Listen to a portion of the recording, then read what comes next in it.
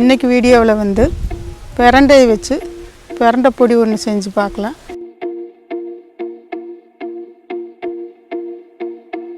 பெரண்டை போய் பறிச்சுட்டு வந்துடலாம். வாப்பா.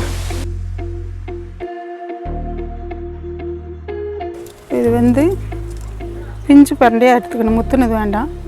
இப்போ மழைக்கு நல்லா தளைஞ்சிருக்குது. இப்படி பிஞ்சாக பறிச்சுட்டோம்னா இப்படி ஒடிச்சு நார் எடுக்கிறதுக்கு ஈஸியாக இருக்குது.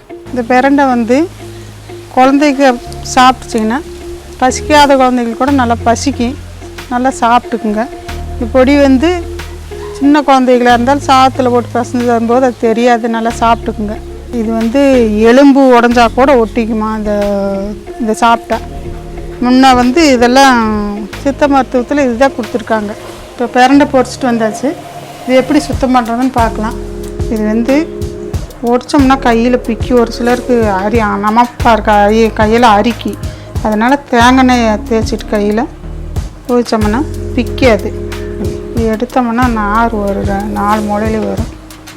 இதை எடுத்துட்டு இதை மட்டும் போடணும். இது நல்லா பசி தூண்டக்கூடியது. பெரியவங்க சின்னவங்க எல்லோரும் சாப்பிட்லாம். நல்லா இப்போ மழை பெய்யறதுனால இப்போ பெரண்டை ஈஸியாக கிடைக்கும்.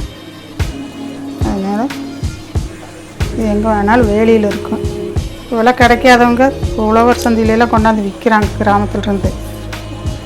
அங்கே கூட வாங்கிக்கலாம். முத்தினதாக இருந்தால் நல்லா உளிச்சிட்டு, இப்படி முத்தி இருந்துச்சுன்னா இப்படி நல்லா 4 பக்கம் உளிச்சிட்டு இப்படி கட் பண்ணுனா நார் இருக்கும். நார் இருக்கிறத வந்துடும். இப்படி எடுத்தோம்னால உள்ளுக்குள்ளே மெதுவாக தான் இருக்கும். பொடி செய்கிறதுக்கு தண்டு மட்டும் உபயோகிக்க போகிறோம். இந்த தண்டு வந்து சுத்தம் பண்ணியாச்சு.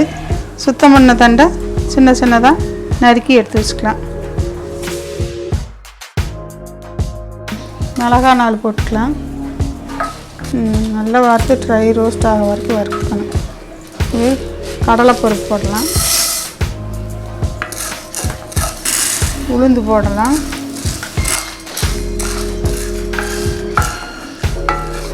அரிசி போடலாம். வெளியே பொரி மாதிரி வந்துடும்.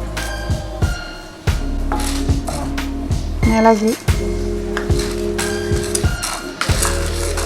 நல்லா கோல்டன் கலர் வர வரைக்கும் வறுக்கணும். கருவேப்பிலை 1 கொத்து,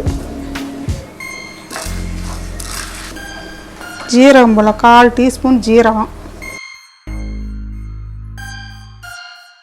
எள்ளு 2 டீஸ்பூன் போட்டுக்கலாம்.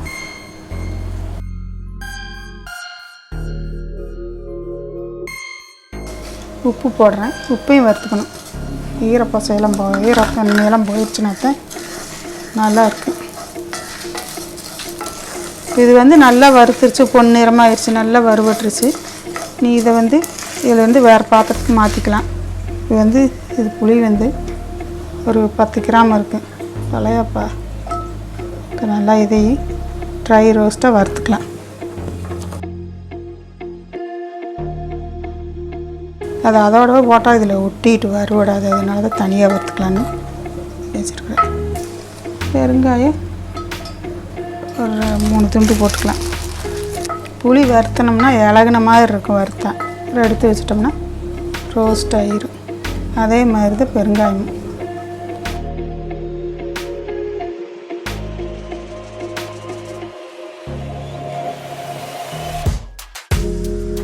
நல்லெண்ணெய் ஊற்றிக்கலாம். நல்லெண்ணெய் ஒரு 3 டேபிள் ஸ்பூன் இருக்குது.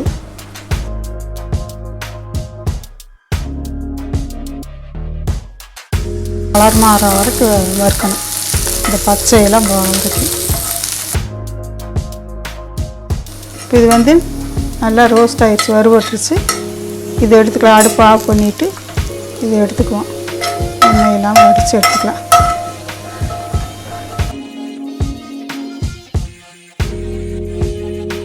ஆறிச்சு போட்டுக்கலாம். போட்டு அரைச்சிடலாம். எல்லாம் ஒன்றா போட்டு